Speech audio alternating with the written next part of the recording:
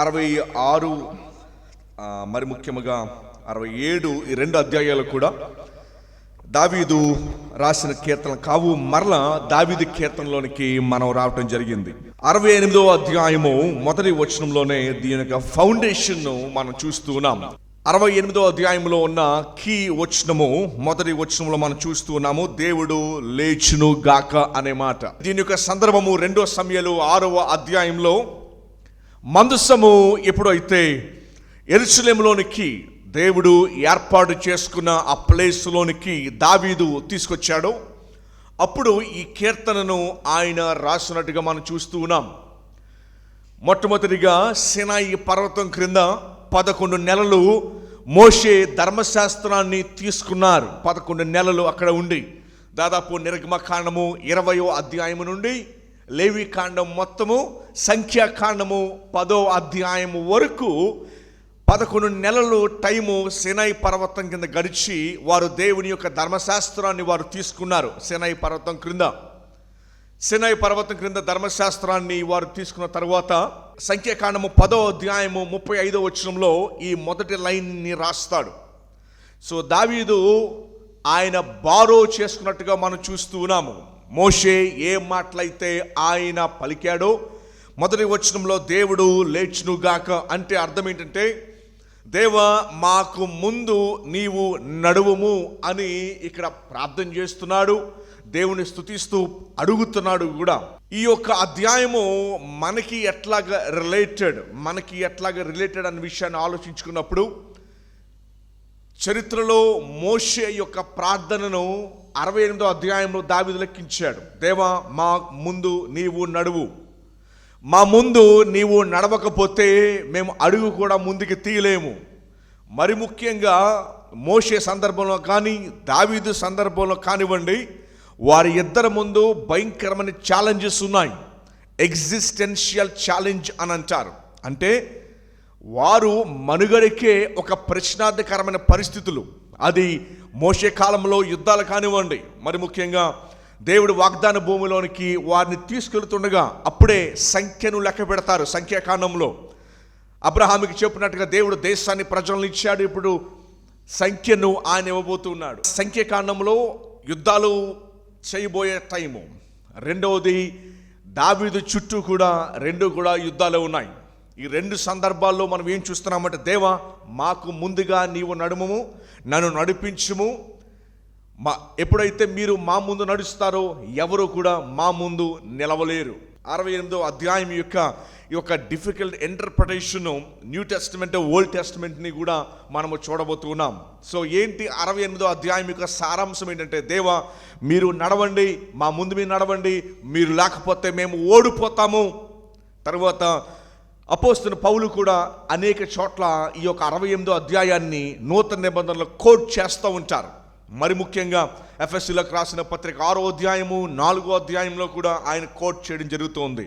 ఏ విషయంలో కోట్ చేయడం జరుగుతుంది అంటే, గమనించండి, సంఘ చరిత్రలో ఈ 68వ కీర్తన ఎక్కడ జ్ఞాపకం చేసుకున్నారంటే, మొదటి సందర్భంలో మోషే జ్ఞాపకం చేసుకున్నాడు. ఆయన అన్నాడు, ప్రభువా మా ముందు నడువు, నీవు మా ముందు నడవకపోతే మేము ఓడిపోతాము, మేము విజయాలు సాధించేది కేవలము నీ మందసము నీ సన్నిధి మాతో ఉన్నప్పుడే.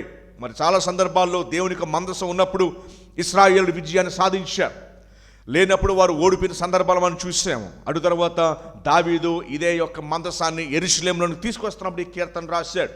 అటు తర్వాత ఇది మనకి ఎట్లాగా అంటే, పరిశుద్ధాత్మ దేవుడు సంఘ చరిత్రలో ఈ 68వ కీర్తన ఎప్పుడు యాంగ్లికన్ చర్చ్ మరి ఎక్కువగా సిఎస్ఐ అంటారు మన ఇండియాలో స్ట్రెస్ చేసి ఎప్పుడు పాడారు అంటే, పరిశుద్ధాత్మ దేవుడు the day of the Pentecost ఎప్పుడైతే వచ్చిందో అప్పుడు, దేవా మీరు మాకు ఇచ్చిన ఈ పరిశుద్ధాత్మ దేవుని ద్వారా వచ్చిన వరములన్నిటిని బట్టి నీకు మేము స్తుతులు చెల్లిస్తున్నాము, మీరు మాకు ముందుండి దీనిని నడిపించడని చెప్పి మరి చర్చ్ హిస్టరీలో ఈ కీర్తన పాడినట్టుగా చూస్తూ ఉన్నాం. అయితే దావీదు గారు ఈ కీర్తనలో అనేక విషయాలు ఆయన రాస్తూ ఉన్నారు. బట్ ద మెయిన్ పాయింట్ ఏంటంటే, దేవా నీవు గనక మా ముందు నడవకపోతే మేము ఓడిపోతాము. ఇశ్రాయేలీలు మరీ ముఖ్యముగా స్ట్రెస్ చేసిన పాయింట్ ఏదైనా ఉందంటే, దేవుడు మాతో ఉన్నంత వరకు మేము విజయాన్ని సాధిస్తాం, వాస్తవానికి ఈ సందర్భం చాలా చోట్ల చూస్తాం. మోషే చేతులెత్తి ప్రార్థన చేసినప్పుడల్లా, దేవుడు వారు ముందు నడిచినప్పుడల్లా, సైన్యపు సంఖ్యను లెక్క పెట్టుకున్నప్పుడు కూడా వారు వెళ్ళి విజయాన్ని సాధించారు. గిద్యోను సందర్భంలో మనం చూస్తున్నాం. ఈరోజు దేవుని వర్షిప్లో, ఆయన ఆరాధించడానికి వచ్చిన మనము నేర్చుకోవాల్సిన అత్యంత ప్రాముఖ్యమైన పాయింట్ ఏంటంటే, if God is not there, ఆయన కనుక లేకపోతే, ఆయన మన ముందు నడవకపోతే, ఆయన ఆర్డర్డ్ స్టెప్స్లో మనం ఉండకపోతే, ఆత్మపూర్ణులుగా మనం లేకపోతే, if God is not with us, అది ఫెయిల్యూర్కే నడిపిస్తుందని 68వ కీర్తన మరీ స్ట్రెస్ చేసి చెబుతూ చరిత్రను జ్ఞాపకం చేసుకుంటారు. అందుకని మన ప్రేయర్ కూడా ఏమై ఉండాలంటే, దేవా మా ముందు మీరు నడవండి, ప్రభువా మీరు వెళ్ళండి, మీ వెనకాల మేము, మీరు లేకపోతే నేను ఒక అడుగును కూడా నేను తీసుకోను. ఇది ఇశ్రాయేలు దేశానికి ద మోస్ట్ ఫౌండేషనల్ పాయింట్. ఎందుకంటే మరి ఇశ్రాయేలు చాలా సందర్భాల్లో ఆయన లేకుండా బయలుదేరారు, ఆయన లేకుండా బ్రతికారు, జీవించారు. అయితే ఈరోజు వర్షిప్లో మోస్ట్ ఇంపార్టెంట్ పాయింట్ ఏంటంటే, Lord you are the most important person to me. So ఈ ట్రూత్ని మన లైఫ్లో డిక్లేర్ చేయాలి, మన లిప్స్తో అండ్ మన హార్ట్స్తో దాన్ని లివ్ చేయాలి. చాలామంది లిప్స్తో డిక్లేర్ చేస్తారు, ఏమని అంటే, యు ఆర్ ఇంపార్టెంట్, నీవు తప్ప మాకెవరు లేరు. ఏమండి, అందుకని అంటారు క్రైస్తవులు అబద్ధాలు చెప్పరంట, అబద్ధాలు బాగా పాడతారంట. ఏమండి, మంచి పాటలు ఉన్నాయి మనకు తెలుగు సాహిత్యంలో. దయచేసి గమనించాల్సిన పాయింట్ ఏంటంటే, ఈ మొదటి వచనము, దేవుడు లేచునుగాక, ఆయన శత్రువులు చెదిరిపోదురుగాక, ఆయన శత్రువులు చెదిరిపోదురుగాక.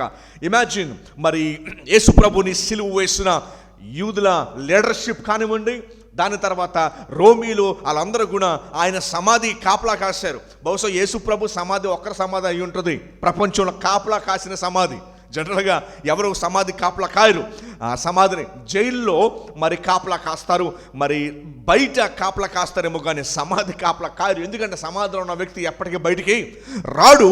కానీ విచిత్రంగా యేసు ప్రభు సమాధి ఒకటే వారు, ఎందుకంటే వాళ్ళు భయపడ్డారు, ఈయన బతుకుండగా చెప్పాడు. అయితే ఎప్పుడైతే ఆయన తిరిగి లేచాడో, nobody could withstand, ఎవరు కూడా నిలబడలేకపోయారు.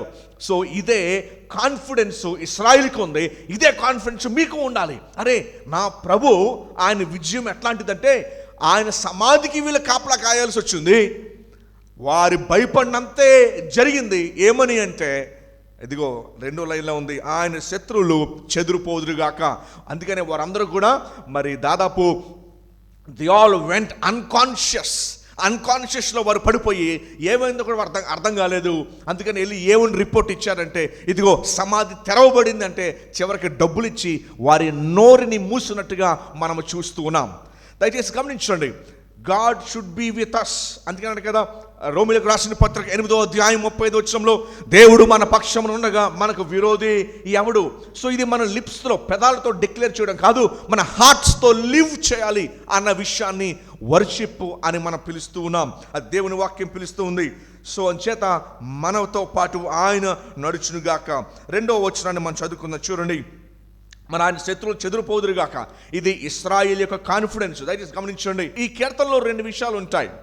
దేవా వారు చెదిరిపోదురుగాక, నశించిపోదురుగాక, నలగొట్టబడుదురుగాక. ఎవరు? నీ శత్రువులు నలగొట్టబడుదురుగాక. ఇక్కడ ఎప్పుడు ఈ మాటలు కీర్తనకారుడు వాడుతూ ఉన్నాడు గమనించండి. దేవుని శత్రువులకి సంఘ చరిత్రలో 2 జరుగుతాయి. ఒకటి, వారు మారు మనసు పొందైనా ప్రభు దగ్గరికి వస్తారు, మారు మనసు పొందైనా దేవుని శత్రువులు ప్రభు దగ్గరికి వస్తారు, లేదా వారు శిక్షకు గురవుతారు. మేము నార్త్ ఇండియాలో పరిచయం చేస్తుండగా విన్న చాలా సాక్ష్యాలు ఏంటంటే, ఎవరైతే తన సంఘాన్ని అటాక్ చేశారో, సేవకులను కొట్టడము, లేకపోతే మందిరాన్ని అటాక్ చేయడము, దానిని చిన్నాభిన్నం చేసేయడము, ఎవరైతే ఇది చేశారో, ఎయిదర్ 2 విషయాలు జరిగినాయి వాళ్ళకి. ఒకటి, వారు మారు మనసు పొంది ప్రభు దగ్గరకు రావడమా, లేదా రెండోది, మేము విట్నెస్ చేసింది లాస్ట్ 10 years డెకేడ్లో ఏం విట్నెస్ చేశామంటే, ఎయిదర్ దేవుడు వారిని శిక్షకు గురి చేశాడు. విచిత్రం నిజంగా. అంటే మనం వాళ్ళ మీద పనిష్మెంట్ డిక్లేర్ చేయట్లేదు, కానీ రకరకాలుగా వారు చనిపోయినట్టుగా మేము చూస్తూ వచ్చాం చాలా సందర్భాల్లో, చాలా రాష్ట్రాల్లో. ఒక చోట అయితే కాదు, ఒక ఇన్స్టెన్స్లో కాదు, చాలా ఇన్స్టెన్స్లో మేము చూసింది ఏంటంటే, ఎప్పుడైతే దేవుని సంఘాన్ని ఎవరైతే అటాక్ చేశారో, వారు కొట్టారో, హింసించారో, పెర్సిక్యూట్ చేశారో, 2 విషయాలు జరిగినాయి. ఒకటి, వారు మారు మనసును పొంది ప్రభులోకి రావడం జరిగింది, లేదా రెండోది ఏం జరిగిందంటే, something bad happen to them. అది మనం అనట్లేదు, కానీ దట్ ఈస్ గాడ్స్ జడ్జిమెంట్.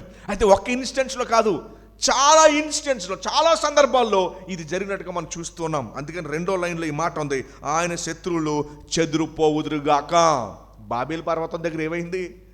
వారందరూ కూడా మీరు విస్తరించండి అని దేవుడు చెబితే, వారు బాబేలు పర్వతం దగ్గర 11వ అధ్యాయం ఆదికాండంలో వాళ్ళందరూ ఏం చేస్తారంటే ఒకే చోట కూర్చొని వారు రండి మనకి గొప్ప పేరుని తెచ్చుకుందాం, గొప్ప పట్టణాన్ని మనం కడదామని చెప్పి చేస్తే వెంటనే దేవుడు వారికి భాషలు తారుమారు చేయగానే వారు ఏమైపోయారు? చెదరగొట్టబడ్డారు. చూడండి 2 పదాలు, విస్తరించండి ఎంత బాగుంది, చెదరగొట్టబడ్డారు ఎంత చండాలంగా ఉంది. అది ఒక నెగిటివ్ పదంగా లేదా? దేవుడు వారికి ఏం చెప్పాడు? విస్తరించండి, స్ప్రెడ్ అవుట్ అని చెప్తే చివరికి దేవుడు వారిని ఏం చేయాల్సి వచ్చిందంటే వారిని చెదరగొట్టాల్సి వచ్చింది. సో చేత గమనించండి, మరి యేసు ప్రభు శత్రువులు ఎలాగైతే చెదరగొట్టబడ్డారో, మిషనరీల శత్రువులు ఎలాగైతే చెదరగొట్టబడ్డారో 2 ఆప్షన్స్ మీకు చెప్పాను. ఇదర్ వారు ప్రభువుల కన్నా వచ్చారు, లేదా ఇంకోటి ఏం జరిగింది, సంథింగ్ హ్యాపెన్ టు దెమ్. అయితే మనం అది కోరట్లేదు, వారు రక్షణ పొందాలని మనం కోరుతున్నాం. కానీ దేవుడి న్యాయమును జరిగించేవాడు కనుక ఎంటైర్ లాస్ట్ 2000 హిస్టరీలో, చర్చ్ హిస్టరీలో మనం జరిగింది ఈ 2 సందర్భాలే. దయచేసి గమనించండి. అయితే అట్లాంటి ప్రభుని మనమందరం సేవిస్తున్నాం. మరి అట్లాంటి విజయాన్ని మనం పొందాలంటే, మనం నిలబడాలి అంటే ఎవరు మన ముందు నడవాలి? డిఎల్ మూడీ గారు ఈ మాట జ్ఞాపకం చేశారు, if God is not with you your mission will be doomed అని అన్నాడు. ఒక ప్రభువు నీతో పాటు లేకపోతే, నీ కుటుంబంతో లేకపోతే, నీ వ్యక్తిగత జీవితం లేకపోతే ఎక్కడికి వెళ్తున్నావు నువ్వు? అసలు వేర్ ఆర్ యూ గోయింగ్? అసలు నీకు సక్సెస్ ఏది? నీకు ఫ్రూట్ఫుల్నెస్ ఏది? నీకు ఫలింపేది? నీ ఎనర్జీ బట్టి వెళ్ళిపోతావు అనుకుంటున్నావా? మనుషుడు, ద్వితీయోపదేశకాండం 8:3, మనుషుడు రొట్టె వలన మాత్రము జీవించుడు కానీ యెహోవా నోటి నుంచి వచ్చు ప్రతి వాక్కు. దాని అర్థం ఏంటంటే, ఉదయం నిద్ర లేవాలంటే ఆయన సెలవు ఇవ్వాలి, ఉద్యోగానికి వెళ్ళాలంటే ఆయన సెలవు ఇవ్వాలి, సంపాదించుకోవాలంటే సెలవు ఇవ్వాలి, మరలా మనం తినాలంటే సెలవు ఇవ్వాలి, ఆఖరికి తిన్నది అరగాలన్నా కూడా మరలా ఆయనే మనకి సెలవు ఇవ్వాలి. అంచేత గమనించాల్సిన పాయింట్, మొదటి వచ్చిన అందరూ కూడా జ్ఞాపకం చేసుకోండి, ఇది మన సాక్ష్యం అయి ఉండాలి. అదేంటంటే ఆయన లేకుండా నేను ఎప్పుడు ఎక్కడికి వెళ్ళను. ఈ పరిచయంలో ఒక పాట ఉంది. ఏంటంటే పాట, ఈ చోట నుండి ప్రభు యేసు లేక పోబోకుమో సోదరా, ఈ చోట నుండి ప్రభు యేసు లేక పోబోకుమో సోదరి. చక్కటి పాట రాశారు.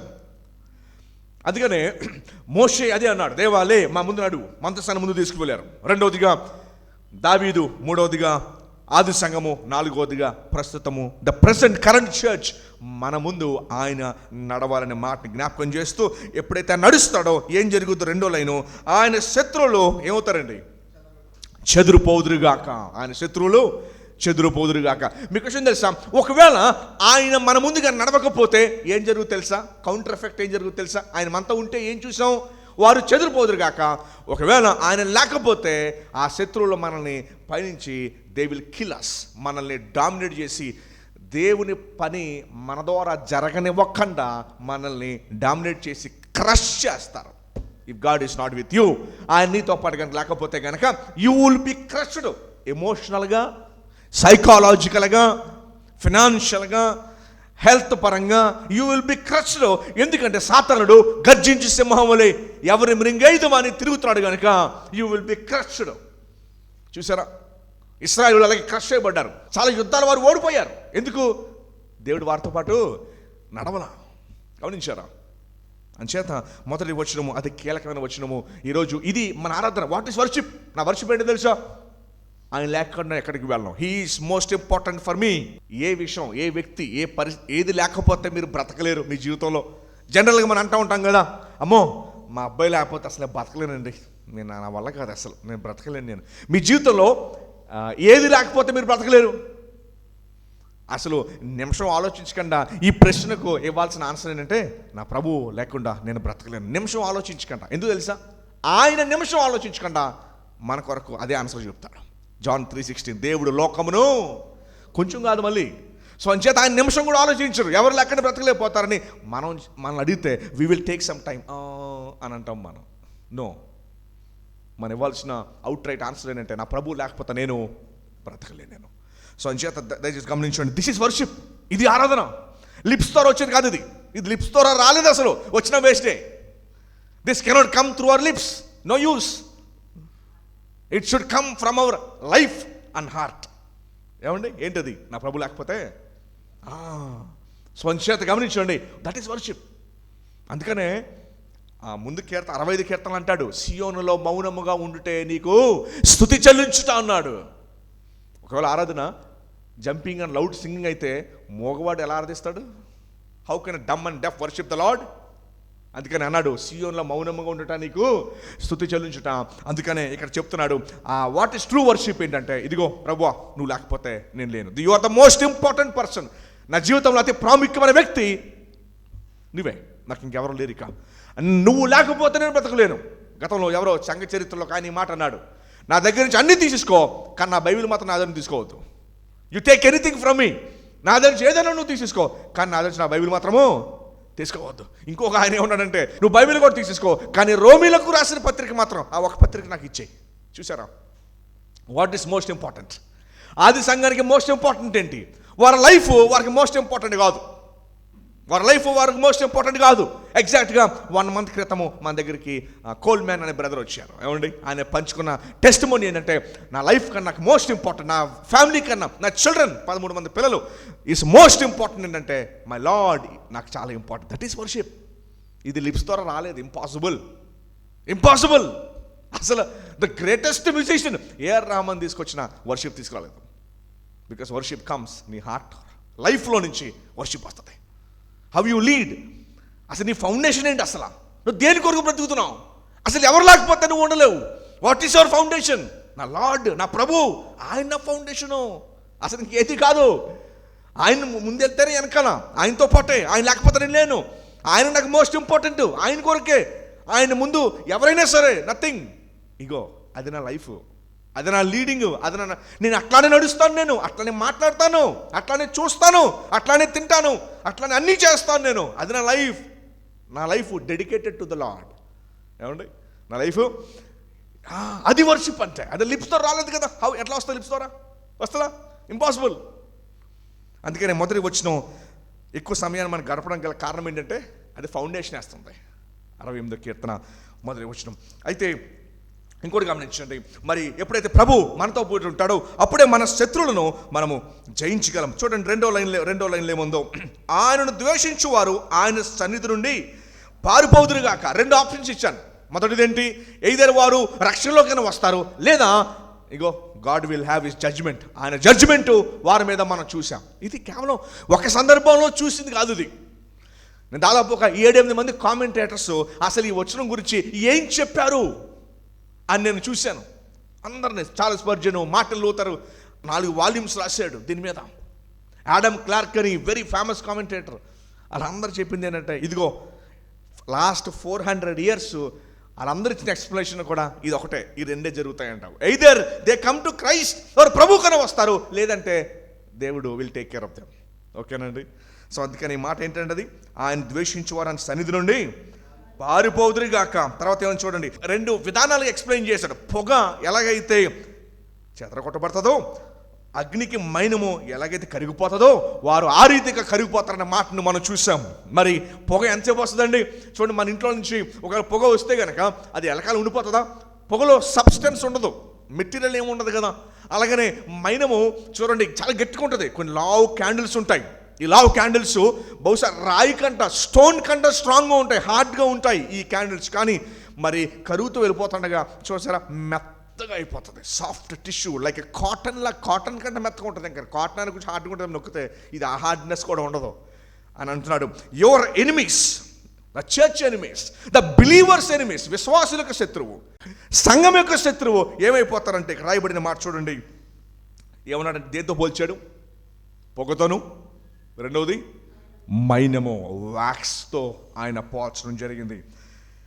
సో మనం అయితే సంతోషించాం శత్రువుల విషయమై, కానీ దేవుడు అందుకే అన్నాడు, పగ తీర్చుకున్నట ఎవరి వంతు కాదు, నీ వంతు కాదు. పగ తీర్చుకుంటే ఎవరి వంతు? పగ టోటల్గా తప్పు కాదు, తీర్చుకున్న వ్యక్తే ఇంపార్టెంట్. అది మనము కాదు. ఎవరు తీర్చుకోవాలంటే, ఎందుకంటే ఆయన ఒక్కడే న్యాయవంతుడు. ఒకవేళ మనం పగ తీర్చుకోవాల్సి వస్తే మనము కూడా పగకి గురవుతాం. ఆయన మాత్రం ఎందుకు పగ తీర్చుకోవాలంటే ఆయన ఒక నీతిమంతుడు, న్యాయవంతుడు కాబట్టి. అర్థమైందా మీకు? ఎందుకు ప్రభు మాట అన్నాడు, పగ తీర్చుకుని నా వంతు ఎందుకని తెలుసండి? Because only he is righteous. ఆయన ఒకడే నీతిమంతుడు, న్యాయవంతుడు కనుక. 68వ అధ్యాయము, బహుశా 150 కీర్తనలో టైం టేకింగ్ కీర్తన, ఎందుకంటే అందులో ఉన్న విషయాలు అలాంటివి. ఈ 68 కీర్తన మనందరికీ ఏమి నేర్పుతుందంటే, చర్చికి, సంఘానికి ఏం నేర్పుతుందంటే, చారిత్రాత్మకంగా ఎలా చూశారు అంటే, దేవా మా ఫౌండేషన్ ఏంటంటే నీవే, నీవు నడవాలి మా ముందు, మా వెనకాల, మాతో పాటు. నీవు మా అధికారి, క్రీస్తే అధికారి. You are the boss for us. నీవే మాకు ప్రాముఖ్యమైన వ్యక్తివి. నువ్వు లేకపోతే మేము లేము. నీవు ముందు నడిచినప్పుడు మా శత్రువులు అందరూ చెదరగొట్టబడతారు. ఒకవేళ నీవు కనుక మా ముందు నడవకపోతే మా శత్రువులు మమ్మల్ని అణిచేస్తారు, మమ్మల్ని చంపివేస్తారు. ఇశ్రాయేలు చరిత్రలో అదే జరిగింది. అలానే విశ్వాసుల యొక్క మన ఈ హిస్టరీలో కూడా అదే జరిగింది. సో అంచేత దేవా మీరు మా ముందు, మాతో పాటు. తర్వాత చూడండి ఏం రాయబడి ఉందో చూడండి, కంటిన్యూ చేస్తున్నాడు. భక్తిహీనులు దేవుని సన్నిధికి కరిగి నశించుదురుగాక. భక్తిహీనులు ఏమవుతారంట? కరిగి నశించుదురు. మంచి మాట అన్నాడు, కరిగి. నేను హీబ్రూలో ఈ పదాన్ని వెతికాను నేను. ఏంటి కరిగి అంటే అర్థం ఏంటి?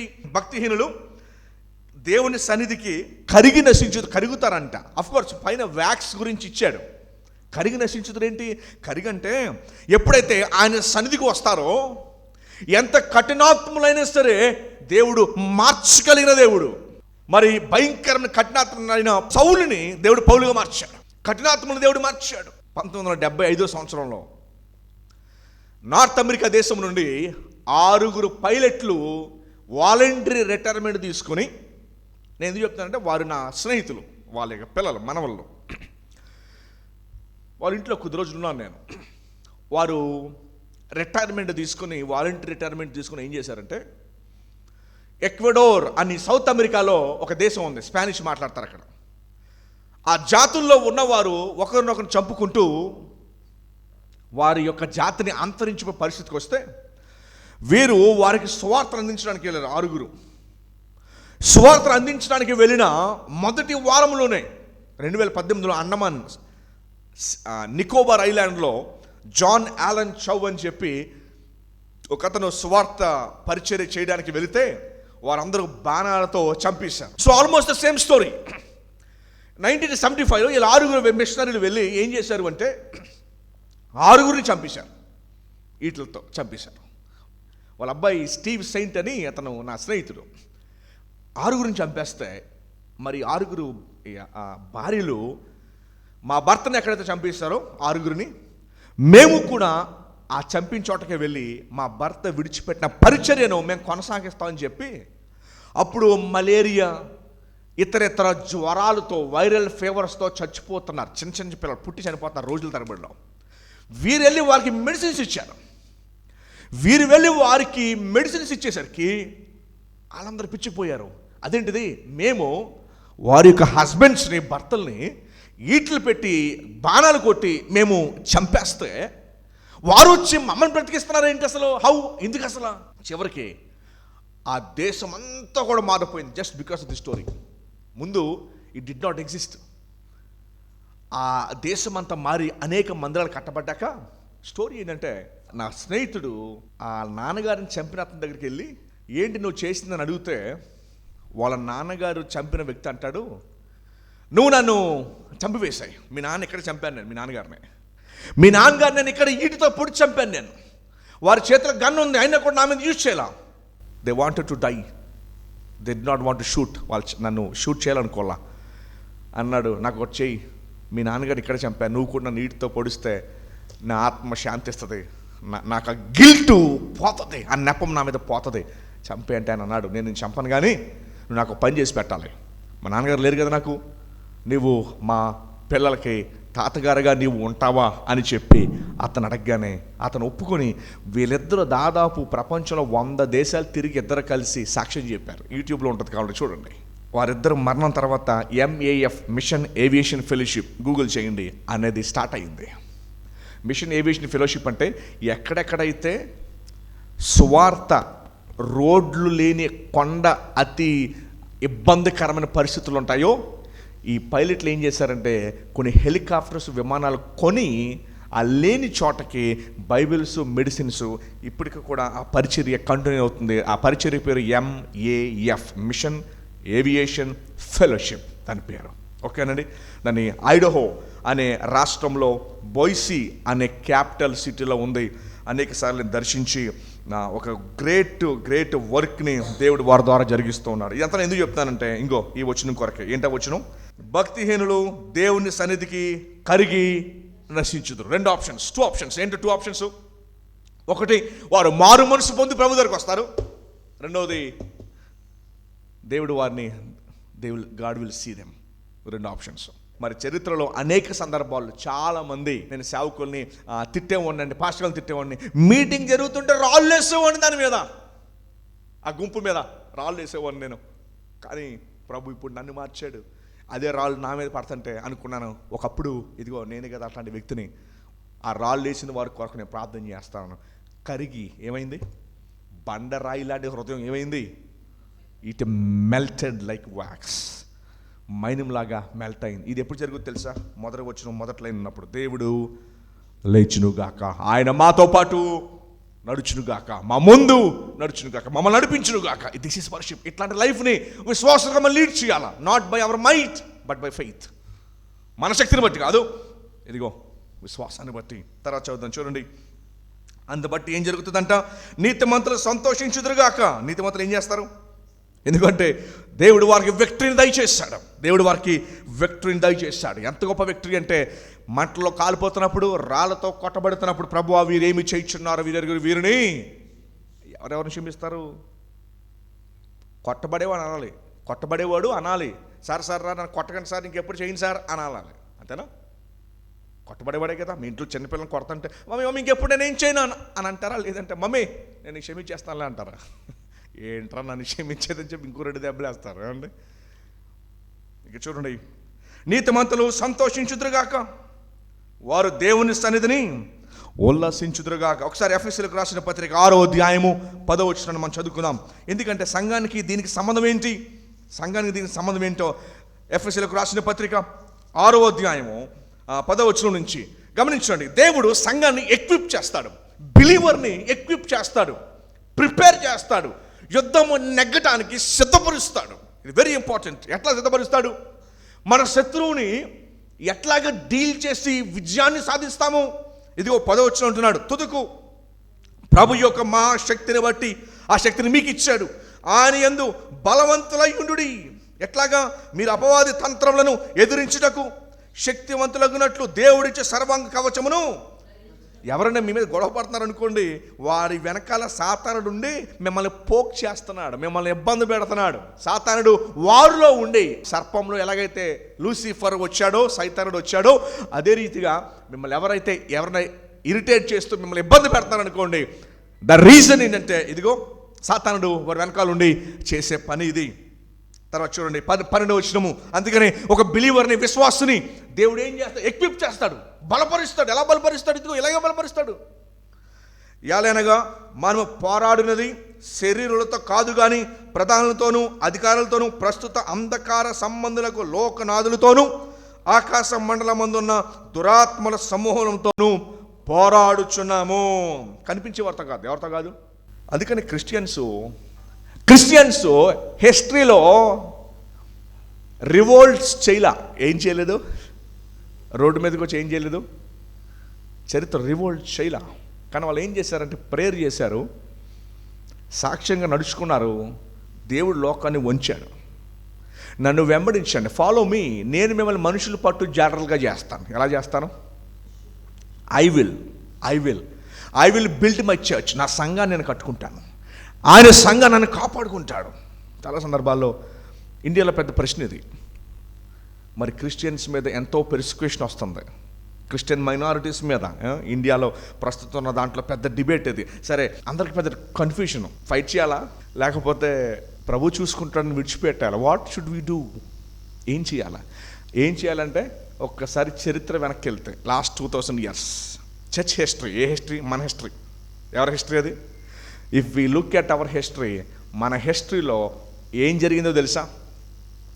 క్రిస్టియన్స్ రివోల్ట్ చేయలా. They did not revolt. మరి ఏం చేశారు? They preach the gospel. సువార్తను ప్రకటించారు. ఏం చేశారండి? సెక్షన్ అందుతున్నప్పుడు కూడా సువార్త ప్రకటించారు. బహుశా నేను అనుకుంటాను ఆ రివోల్ట్లో స్లోగన్స్ కన్నా ఆ రివోల్ట్ టైంలో సువార్త ప్రకటిస్తే సైతాను యొక్క చైన్స్ విరిగిపోతాయి. నేను కూడా గతంలో అనుకున్నాను, ఖచ్చితంగా స్టాండ్ చేయాలా, ఫైట్ చేయాలా, వాయిస్ రేస్ చేయాలా, మాట్లాడాలి. బట్ అగైన్ మన హిస్టరీ బైబిల్ని కనుక చూస్తే నేర్పించే పాఠం ఏంటో తెలుసా? Preach the gospel. ఏంటిది? నీ చైన్స్ ప్రభు విరగొట్టబోతున్నాడు. That is the greatest thing. ఎందుకంటే పీపుల్ ఆర్ స్టిల్ కన్ఫ్యూజ్డ్. ఏ విషయంలో మేము ఫైట్ చేయాలా, చేయకూడదా? కొంతమేమో నిలబడాలంటున్నారు, ఇంకొంతమంది ఏమో ప్రార్థన చేస్తే చాలు ప్రభు చూసుకుంటాడు. బట్ అసలు ఏం చేయాలి? I gave the answer. ఓకేనండి. తర్వాత ఏమన్నా చూడండి, ఇంకేమన్నా చూడండి. నీతిమంతులు సంతోషించుదురుగాక, వారు దేవుని సన్నిధిని ఉల్లసించుదురుగాక. ఎట్లాగా? వారు పొందే విజయాన్ని బట్టి. ఎక్కడ విజయము? ఎఫెసీయులకు రాసిన పత్రికలో ఆయన మనకి ఈ రీతిగా ఆయన విజయాన్ని దయచేశారు. అంత మాత్రమే కాదు, వారు మహాదానందము, గ్రేట్ జాయ్ వారు పొందుకుంటారంట. దేవుని గూర్చి పాడుడి. మరల రిపీట్ చేస్తున్నాడు, ఆయన గురించి పాడుడి, ఆయన నామమును బట్టి స్తోత్రము గానము చేయుడి. ఆ నామము ఇట్స్ వెరీ ఇంపార్టెంట్. నామం అంటే ఏంటి? యెహోవా, యావే, లేకపోతే పలకలేని ఆ పేరా యెహోవా నామం అంటే? యెహోవా నామం అంటే ఆయన యొక్క క్యారెక్టర్, ఆయన యొక్క క్యారెక్టర్, ఆయన యొక్క గుణలక్షణం. అసలు ఆయన ఏమై ఉన్నాడు? ఒక నిబంధన దేవుడు. చాలాసార్లు ఆయన గురించి ఏమి తెలియకుండానే మనము ఆయన గురించి ఆరాధన చేస్తూ ఉంటాం. దయచేసి గమనించండి, ఆయన గురించి ఎక్కువ తెలిసే కొద్దీ ఇంకా బెటర్గా ఆరాధన చేయగలము. ఆయన గురించి తెలిసే కొద్దీ ఇంకా బెటర్గా ఆయన కొరకు నిలబడగలము. బహుశా ఈరోజు మరి ఉత్తర భారతదేశంలో పరిచర్య చేయకపోవడం గల కారణం ఏంటో తెలుసా? ఆయన గురించి తెలియకపోవటమే, ఆయన బైబిల్ తెలియకపోవటమే.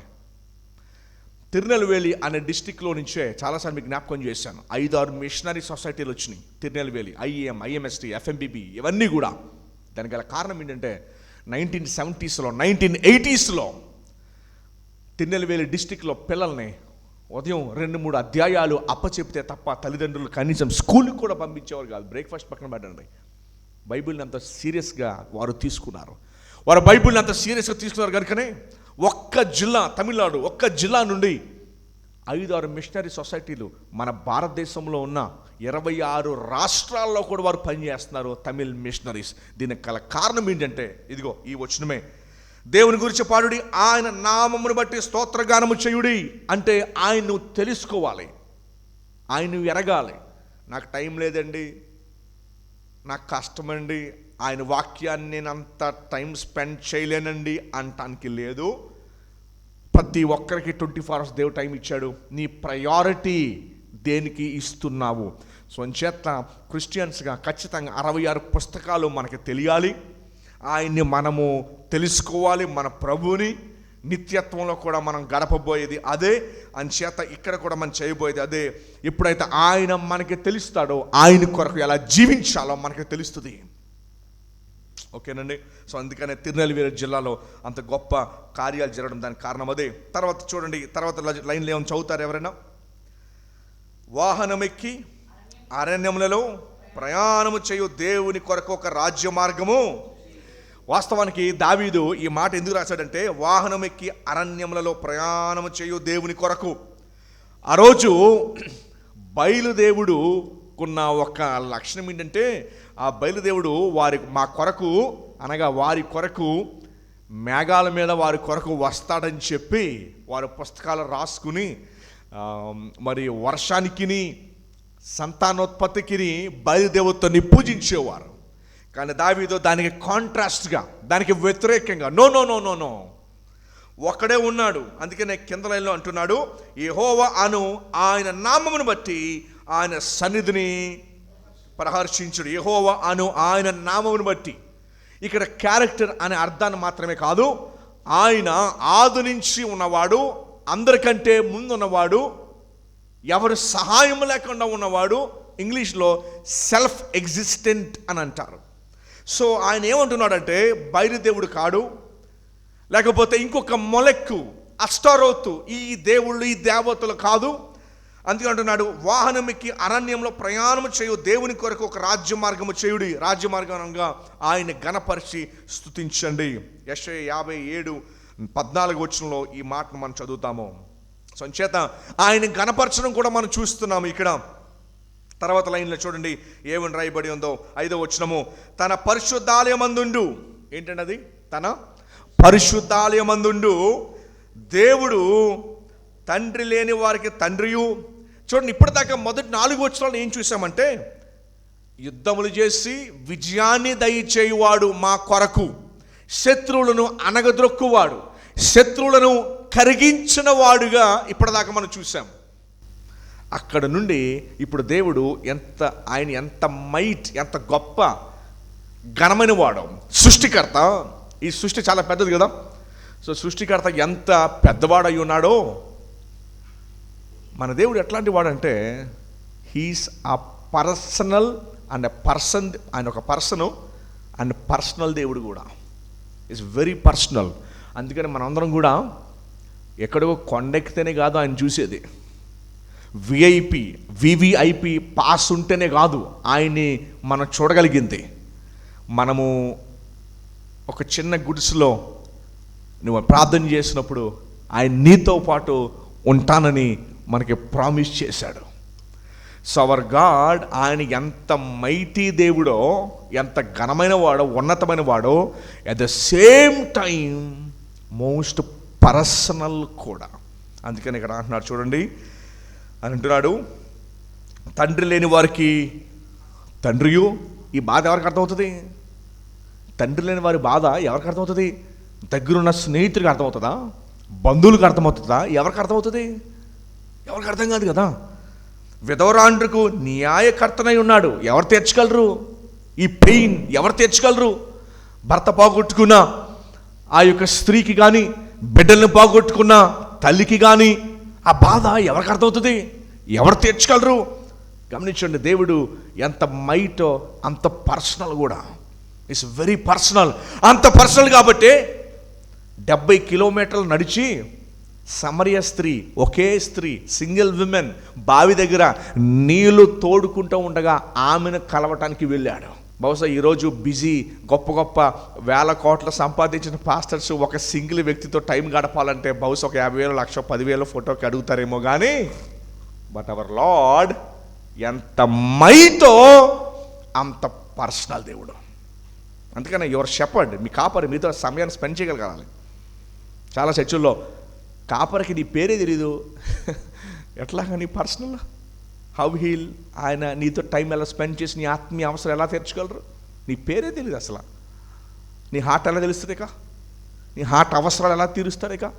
దయచేసి గమనించండి, ప్రభు ఈసో పర్సనల్ దేవుడు కూడా. అందుకనే సమరయ స్త్రీ దగ్గరికి ఆయన వచ్చాడు. తర్వాత చదువుతారండి, దేవుడు యాకాంగులను సంసారులుగా చేయువాడు. దేవుడు కుటుంబాల దేవుడు. ఆదాముకి అవనిచ్చాడు. ఖచ్చితంగా ఒంటరితనము ఆయన ఇష్టపడేది కాదు. ఏమండి? ఒంటరితనము ఆయన ఇష్టపడేది కాదు. రిలేషన్షిప్లో, ఫ్యామిలీలో ఉండడానికి చూడాలి. ఒంటరిగా నాకు ఫ్యామిలీ మెంబర్సు అవసరం లేదు అనుకోకూడదు. ఓకేనండి? నా అన్నయ్య అవసరం, తమ్ముడు అవసరం అనుకోకూడదు. ఎందుకంటే దేవుడు కుటుంబాన్ని ఇచ్చాడు. దేవుడు ఏమి ఇచ్చాడు? అసలు దేవుడు కుటుంబాల దేవుడుగానే మనం చూస్తాము. అబ్రహాముని ఎలా పిలిచాడు? ఒక్కడే రానడా? భారతదేశంలో పిలుస్తారు, భార్యను వదిలేసి, పిల్లలను వదిలేసి ఒక్కడవే హిమాలయాలకి వచ్చాయి. బుద్ధిసంలో అయితే అసలు పెళ్ళి అవసరం లేదు, నీకు ఒక్కడవే వచ్చాయి. బుద్ధుడు ఏం చేశాడు? భార్యని బిడ్డని విడిచిపెట్టేసి, అమ్మో ఎంత గొప్పోడో. బట్ అవర్ లార్డ్ ఈజ్ కుటుంబాల దేవుడు. ఎందుకంటే బైబిల్ జ్ఞాపకం చేస్తుంది, మనకు పరలోక రాజ్యంలో ఒక కుటుంబం ఉంది, తండ్రి, కుమార, పరిశుద్ధాత్మ. దేవుడు ప్రేమై ఉన్నాడంటే అర్థం ఏంటి? ఎవరెవరు ప్రేమించారు? వారి త్రిత్వంలో ముగ్గురులో ఏముంది? ప్రేమ, లవ్. అందుకని గాడ్ ఇస్ లవ్. ఒక్కడే ఉంటే అల్లాలాగా లవ్ అని ఎలా చెప్తాం? ఎవరిని ప్రేమిస్తున్నాడు ఫస్ట్ నుంచి? Whom is he loving? No. So అంచేత గాడ్ ఇస్ లవ్ అని మన బైబిల్ దేవుడిని మనం ఎందుకు చెప్పగలమంటే only because of this reason. Is a trinitarian, త్రిత్వము అయిన దేవుడు. ఓకేనండి?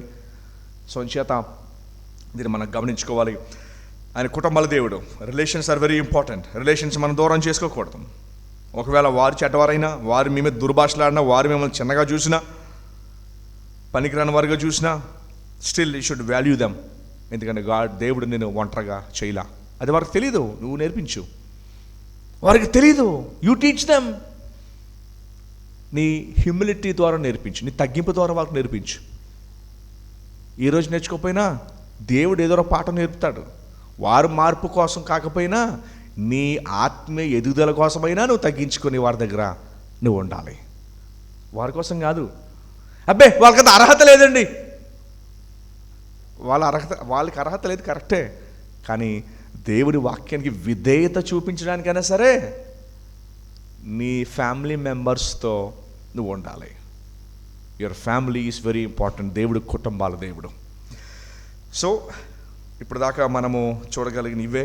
ఆయన బంధింపబడిన వారిని విడిపించి వారిని వర్ధిల్ల చేయువాడు. మరి చాలామంది రకరకాల విధాలైన క్యాప్చర్ అయిపోయి ఉన్నారు. మరి చాలామంది అప్పులు తీసుకుని పాపం తీర్చలేక కష్టపడిన శ్రమపడినా కూడా ఇరుకుని పడిపోయి ఉంటారు. బట్ వారికి కూడా దేవుడు ద్వారం తెరుస్తాడని దేవుని వాక్యము సెలవిస్తూ ఉంది. మెయిన్ పాయింట్ ఏంటంటే నా ప్రభు ఈజ్ ఎవ్రీథింగ్ ఫర్ మీ. నాకు విజయాన్ని ఇచ్చేవాడు, నా శత్రువులను అనగదొక్కేవాడు ఆయనే. తర్వాత ఆయన ఎంత గొప్ప దేవుడు, నా పక్షం యుద్ధాలు చేసేవాడు. అట్ ద సేమ్ టైం నా పక్షమున he's like my family member. ఆయన అందుకన్నాడు, నేను మిమ్మల్ని స్నేహితులుగా, అన్నతమ్ములుగా, తర్వాత కోహెయిర్స్ లీగల్ టర్మ్ అది, అంటే సహపరిపాలకులుగా మనం చేస్తానని చెప్పాడు. అంచేత ప్రభుని ఆయన మన పర్సనల్ దేవుడై ఉన్నాడు, గొప్పవాడై ఉన్నాడు. అటు ప్రభుని ఆయన మన మధ్యలో, మన హృదయాల్లో, మన సంఘంలో, పరిచర్యలో మనతో పాటు ఉన్నందుకు ఆయన స్తుతులు చెల్లిస్తూ ప్రభు సన్నిధిలో ఆయన ఆరాధన చేద్దాము.